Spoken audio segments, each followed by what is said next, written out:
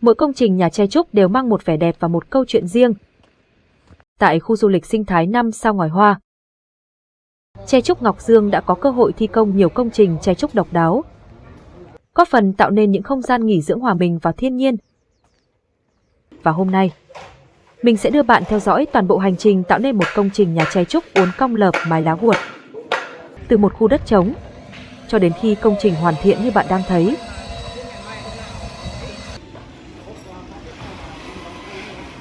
Chúng ta hãy cùng bắt đầu từ ngày đầu tiên. Bắt đầu bằng việc chuẩn bị những nguyên vật liệu tại xưởng tre trúc Ngọc Dương.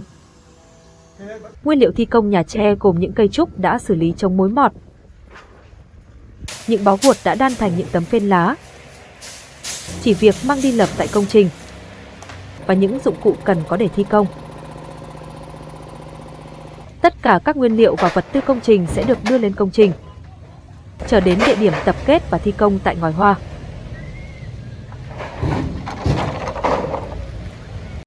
Đây là cổng vào của resort 5 sao Ngòi Hoa. Các anh em cùng với vật tư thi công đang từ từ tiến vào bên trong.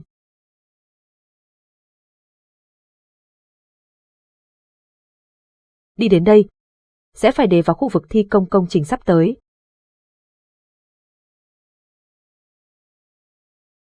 Khi đến nơi, các anh em hạ tất cả vật tư xuống, chuẩn bị sẵn sàng thi công trong những ngày tiếp theo.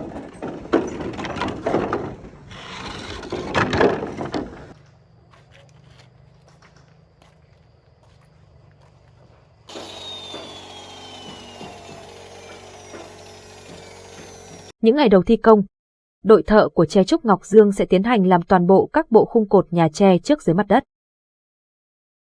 Theo bản thiết kế của chúng tôi, diện tích mặt sàn để thi công căn nhà tre uốn cong này là 695 m². Được chia làm 32 chiếc cột nhà tre bề thế, uốn cong phần đỉnh mái để có mái vòm vượt nhịp.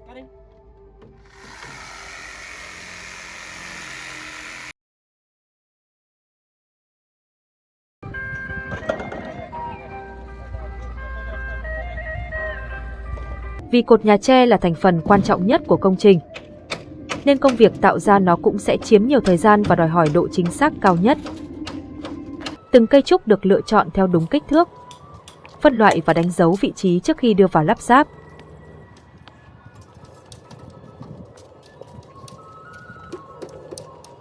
Các anh em sẽ ghép từng cây lại với nhau theo đúng bản vẽ thiết kế.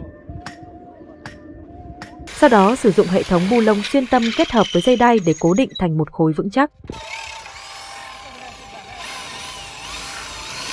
Đặc biệt, phần đỉnh cột được uốn cong theo đúng bán kính đã tính toán từ trước. Đây cũng là công đoạn đòi hỏi nhiều kinh nghiệm nhất, bởi chỉ cần sai lệch một chút, khi dựng lên toàn bộ hệ mái sẽ không còn đạt được hình dáng như mong muốn.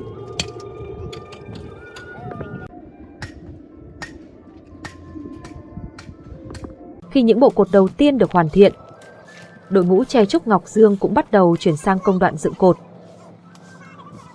Thay vì chờ gia công xong toàn bộ, việc thi công được triển khai song song giữa hai nhóm.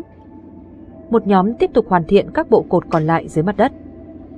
Trong khi đó, nhóm còn lại phối hợp cùng máy cẩu để đưa từng bộ cột đã hoàn thành vào đúng vị trí theo bản vẽ thiết kế.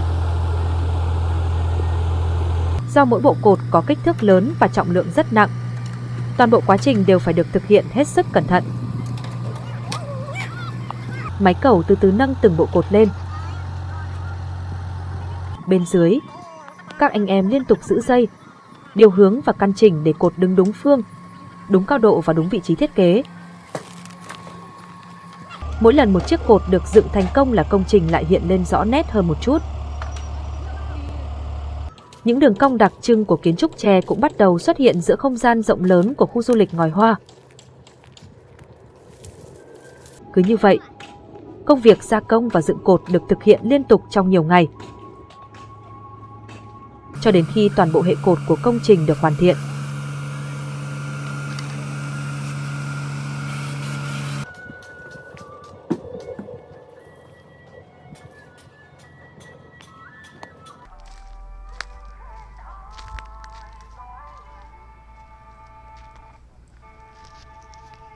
Sau khi toàn bộ hệ khung mái được hoàn thiện, công trình chính thức bước sang công đoạn lợp mái lá guột. Đây cũng là lúc kiến trúc bắt đầu thay đổi rõ rệt theo từng ngày thi công. Những bộ khung tre uốn cong vốn đã rất ấn tượng, nay dần được phủ lên từng lớp mái lá guột, khiến hình dáng mềm mại của toàn bộ công trình hiện lên rõ nét hơn bao giờ hết. Các tấm phên lá được đưa lên mái và lợp theo trình tự từ dưới lên trên. Mỗi lớp lá đều được chồng mí đều nhau, căn chỉnh cẩn thận và cố định chắc chắn vào hệ khung bên dưới.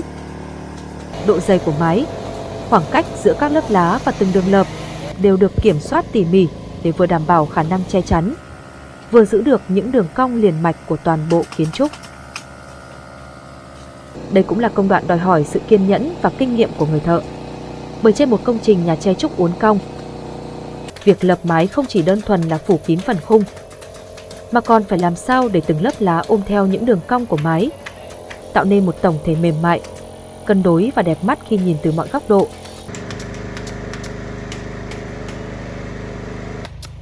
Theo thời gian, từng khoảng mái dần được phủ kín.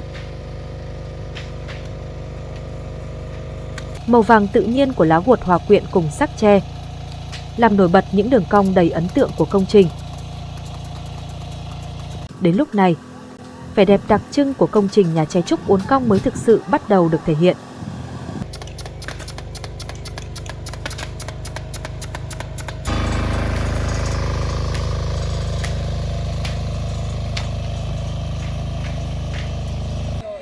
Sau nhiều ngày thi công liên tục, toàn bộ phần mái lá guột của công trình cũng đã được lợp hoàn chỉnh. Đến lúc này, những đường cong mềm mại của kiến trúc tre mới thực sự được tôn lên trọn vẹn. Từng lớp mái lá ôm sát theo hệ khung uốn cong, tạo nên một tổng thể vừa bề thế, vừa hài hòa với không gian thiên nhiên của khu du lịch Ngòi Hoa. Bên trong công trình, đội ngũ tre trúc Ngọc Dương tiếp tục thi công hệ vách tre để phân chia các không gian theo đúng bản vẽ thiết kế.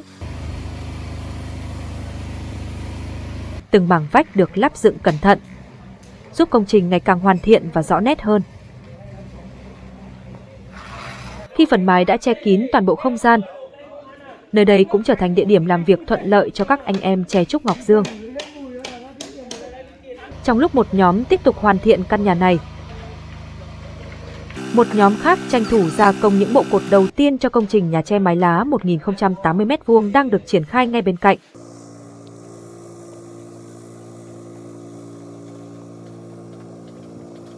Ở phía ngoài, các hạng mục hoàn thiện cũng được tiến hành đồng thời, chuẩn bị cho những bước thi công tiếp theo.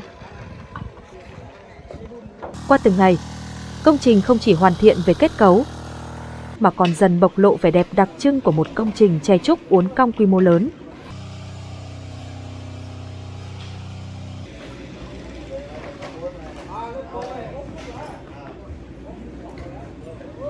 Sau khi toàn bộ hạng mục thi công của tre trúc Ngọc Dương được hoàn thiện, công trình chính thức được bàn giao và bước sang giai đoạn hoàn thiện không gian bởi chủ đầu tư.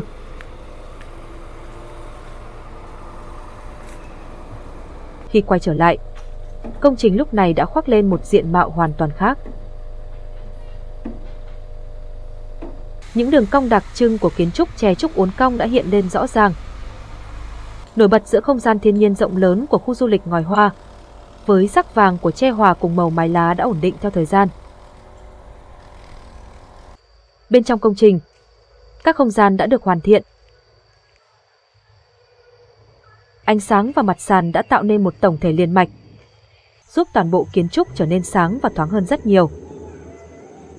Nhìn tổng thể, hình khối của công trình lúc này mới thực sự được thể hiện trọn vẹn. Từ hệ cột, mái vòm cho đến những đường chuyển tiếp mềm mại trong không gian.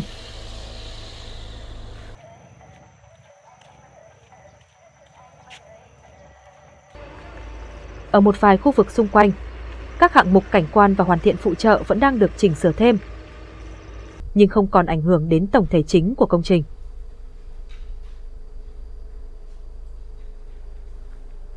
Và rồi sau đó một thời gian, khi quay trở lại lần nữa, toàn bộ không gian đã thực sự thay đổi.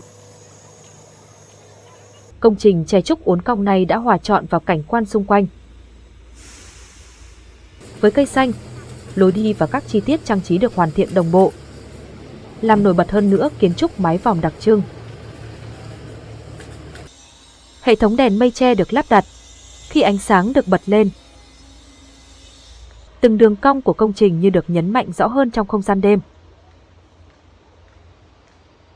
Đây cũng là lúc công trình không còn mang cảm giác của một công trình vừa xây dựng xong, mà đã thực sự trở thành một không gian nghỉ dưỡng hoàn chỉnh, nơi kiến trúc tre và thiên nhiên hòa vào nhau một cách trọn vẹn. Đó là toàn bộ hành trình tạo nên công trình nhà tre trúc uốn cong rộng 695 m² tại khu du lịch sinh thái Ngòi Hoa. Từ một khu đất trống, cho đến khi trở thành một không gian nghỉ dưỡng hoàn chỉnh.